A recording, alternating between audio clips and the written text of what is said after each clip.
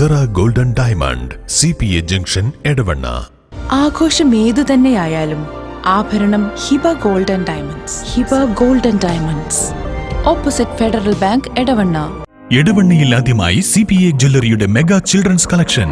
CPA golden silver, Masjid Bazar, Edavanna.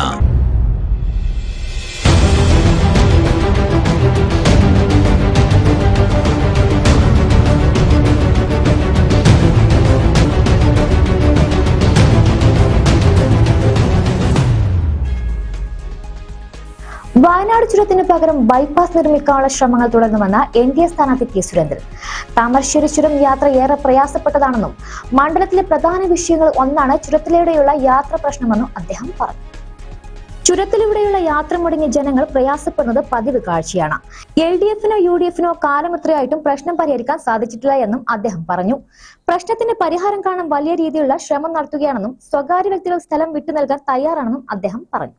വയനാട്ടിലെ താമരശ്ശേരി ചുരവുമായി ബന്ധപ്പെട്ടുള്ള യാത്രാ ക്ലേശം വയനാട്ടിലെ ഏറ്റവും പ്രധാനപ്പെട്ട വിഷയങ്ങളിലൊന്നാണ്.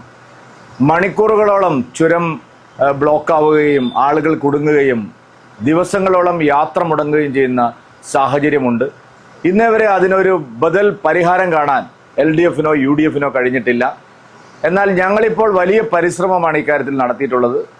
വയനാട് ചുരത്തിന് പകരം ഒരു ബൈപ്പാസ് അവിടെ നിർമ്മിക്കാൻ ആവശ്യമായിട്ടുള്ള നല്ല പരിശ്രമമാണ് ഞങ്ങൾ തുടരുന്നത്.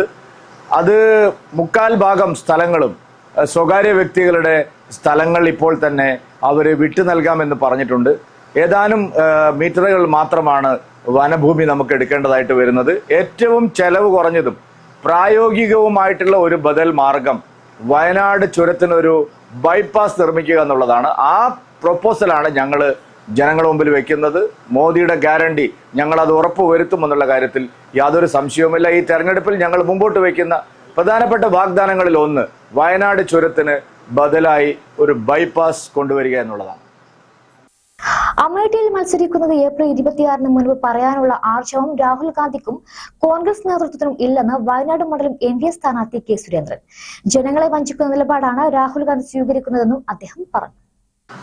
രാഹുൽ ഗാന്ധി അമേഠിയിലും മത്സരിക്കാൻ പോകുന്നു എന്നുള്ള വാർത്ത വയനാട്ടുകാരെ വളരെയധികം പ്രകോപിപ്പിച്ചിരിക്കുകയാണ്.